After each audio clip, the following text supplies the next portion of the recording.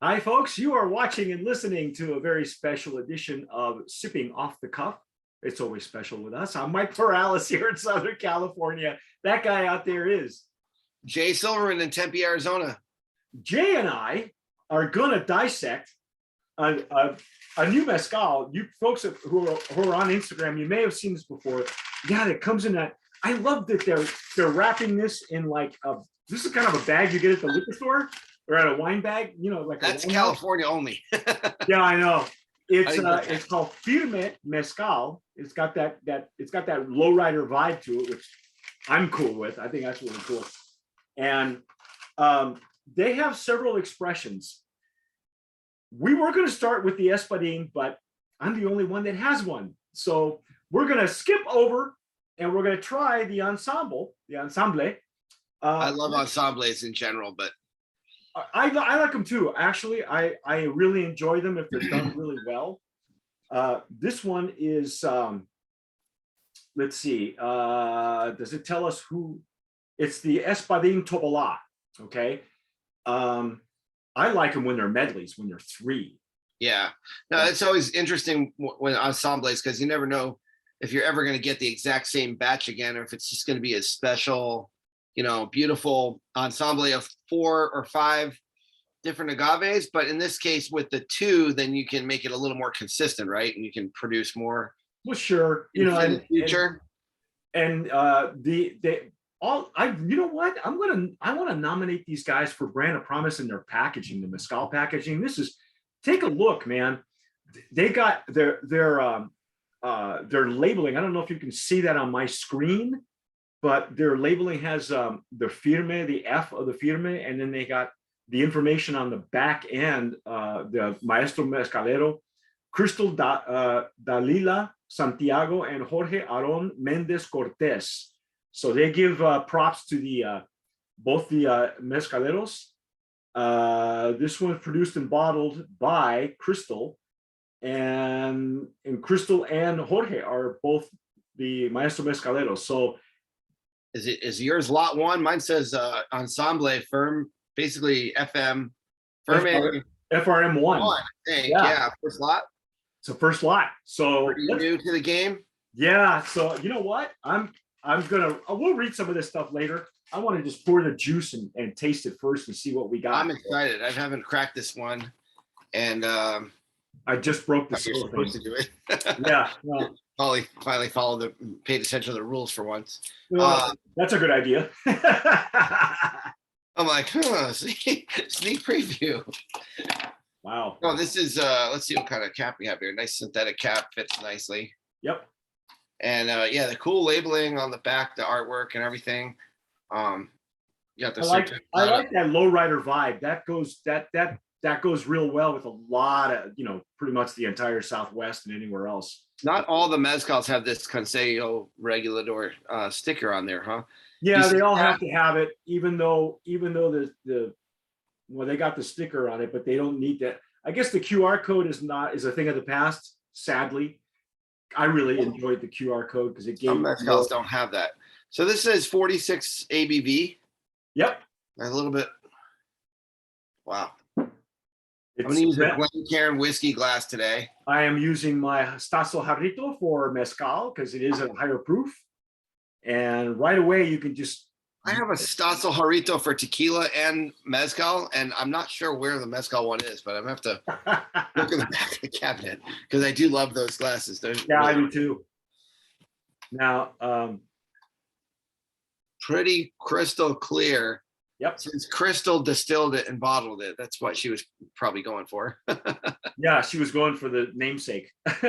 So I'm excited. But you know, there's quality of mezcal is so amazing compared to what it was when we first started bartending, and I first started working at a tequila bar like around 2010. There was nothing. There was like Del Maguey, and then we didn't have any. And then we started to get some Del Magueys. We started to get some Scorpion around 2012, and then we started seeing by 2014 there's quite a few great mezcals available. So now you can get it everywhere, and everybody has a different variety. Arizona has great selection of mezcal, you know, for us. Oh yeah, you guys. A lot of tequila aficionado fans out here in Arizona for sure. Oh yeah, these are beautiful legs and tears, man. Have you seen those? It's so, yeah, it's beautiful. It's crystal. Thick. It has like a light viscosity, sort of, and pretty natural. And then I'm enjoying the first wave of the aroma because it doesn't have. There's not much alcohol, which is nice. I don't like to be popped in the nose with like an alcohol punch. And this is it's already you know gone past that to more complex. Yeah, there's fruity notes at the very top. And I think that's a Tobola at the top, and then the Espavina is kind of like at the bottom of this aroma spectrum. Really nice sweet notes though. I noticed it when I popped the cork and smelled the neck of the bottle. It was just right away. It just comes up to greet you, you know. Yeah, it's a nice savory aroma, you know, getting a little brine, a little bit of tropical fruit. The alcohol is there, but you know, it's an afterthought. It's just doing what it's supposed to do. It's presenting the aromas to you. Definitely sense that wild agave a little bit with the Tobola. Yeah. And I'm getting more of it on my right green side. vegetal from the agaves. Yeah, sometimes you get legs. I do see some beautiful legs on there too. This is going to be a treat for me. I haven't had I haven't been drinking as much mezcal, so this is going to be exciting to try because I haven't sipped a mezcal a couple weeks or a month. It's a long time, right? On that mezcal wagon, huh? Yeah. Time to come off. I know. You know, on this side, I'm getting a little bit, kind of like a little bit of anise, maybe some fennel. Yeah. But it's very slight, and it just evolves into something else. That is really nice, man. And as it opens up, as it blooms, there's more coming up. I'm just wondering what region of Oaxaca is this produced in? Peña, Chica. Is it Ujutla? I'm not sure, man. I haven't looked at it yet. Probably. I mean, the regions do make a difference, and especially with as much. Yeah, de Etla is what it says. Okay. So.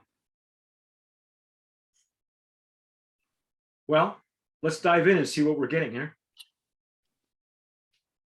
Salud. Mm. Mm. Mm. Mm. Mm. Mm. Oh, wow. I'm getting those fiber notes on the, you can't smell them. Sometimes you can smell them on the aroma, but on the flavor profile, it's all there, man. Oh, wow. Wow, okay. That's really, really good. A lot of flavor, and I did not expect it to be so well balanced. It has this really herbaceous, aromatic flavor, and it's really savory too on the palate. It really just coats the palate nicely. Lots of lip numbness, gum numbness. I mean, it's all there.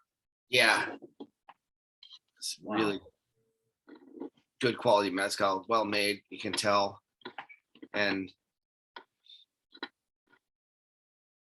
so I'm gonna take another sip. Mm.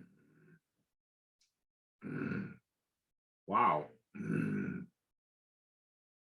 Yeah, lots of kind of melon and banana, almost like watermelon rind. Yeah. It's very fruit forward. But that first note that I sensed was the fibers, and then now in the second pass, more of the tropical fruits are coming through. Yeah, definitely getting a tropical fruit note. It's excellent. Wow, this is some really good stuff, man. It's definitely well made. That's a nice ensemble. Very well done. looks like it's 30 minutes outside of Oaxaca, so close to the Oaxaca city. Not too far up in the mountains, I imagine. Terroir wise. What do you tell me what you know about this brand, Mike? Well, let's see what we got on the bag. As you can see, take a look at the artwork. I mean, it does have that lowrider kind of look to it, which is cool. You know, there's a whole it's a nice addition to the subculture, and I like that look. It's these Joven Espadín Tobalá Ensamble Mezcal Artesanal, so it's artisanal. It's at 40. This one's, it says it's at 42 ABV. The bottle says mine says 46, I think. 46. So I'm gonna go with what the bottle says on the label. Yeah. Because it feels like a 46. It doesn't, I mean, it's bold, it's got great character, beautiful mouthfeel. So I'm gonna go with a little higher ABV. And let's see here. I'll read you what it says on the back. It says Dace One is a tattoo and graffiti artist that comes from Jenks, Belgium. He has always had an affinity for the Chicano art style and street art. As a Belgian, he honors the streets and the Chicano culture with his art and takes pride in representing a culture with such a rich and powerful background. I had no idea, man. Support this homeboy on his Instagram at Das1. That's DASE1, I guess, tattoo, and allow for him to continue representing a style as firme as time. And firme mezcal, for those of you who don't know what firme means, is firm. Solid. That's really cool. So Mike, I'm wondering where are they making this mezcal? Because it says Santiago Matatlan on their website, but on the bottle, I got the address here. Okay, maybe they're making it in Santiago Matatlan and then distilling it in Etla. That's probably what it is. Or they're bottling. Oh, no, I'm sorry, bottling it. They're bottling it via the Etla. Distilled in Santiago Matatlan. Yeah, we need to know that because the regions really do make a big difference. It's not too far off, but it's about hour and a half in the other direction. I just didn't know at first. I saw that address on the bottle, but now no, that's a great tasting mezcal. It's got tons of flavor, like what you look for in mezcals. Like the better quality mezcals have this amazing depth of flavor, and that's definitely here in this Firme. There's definitely a depth to the artwork. Superficially, I just popped this seal open and read some of the information because they've been sitting in my office for a while. But yeah, you know what? Here we go. Brand of Promise nominee in the ensemble category. It's delicious. It's definitely really nice quality. Compares favorably to a lot of mezcals I've tried from even without getting into the details, but some of the bigger brand mezcals. The quality of this is definitely exceptional. It's a very refined and drinkable. Yeah. And very masterfully produced and distilled. You can tell by the final product is for a newer mezcal, it's outstanding. Yeah, I'm really hit a home run right off the bat. They hit a home run because now I want to try their Espadín. I have a bottle, but I'm going to hold off because Jason didn't get his, and I'll be in contact. Jay, did you say that they have a Jabalí also? Yeah, Jabalí is always very special. Well, really quick, did you get both of your bottles together at the same time? This came solo in a box from California. Yeah, I did. I got them both at the same time. So yeah, I'm saying I hope I'm not missing a package, but I didn't. I'm almost certain that I just got the one boxed up on its own. Okay. Maybe the other one was not available at the time because it might have sold out. They had to go and buy it and send it to me and everything. So well, but the other thing too is the Espadín would be more easily available Yeah. Than the Ensamble, because an Ensamble like this is, especially with whenever you talk about using Ensamble with Tobola, unless a Tobola is being commercially grown, which is what they're doing now. Yeah. These ensembles are kind of hard to find, especially when they throw a Tobola in it. But Habali is almost unobtainable. I would love to get that Habali, man. I got to try all their expressions. Yeah, I love Habali mezcal. It's such an incredible flavor. I have the Rey Camparo, but yeah, I would like to try that as well. I think let me see. I have this. We have Prolejo too. I think they gave us a Habali as well. No, Pistolero did.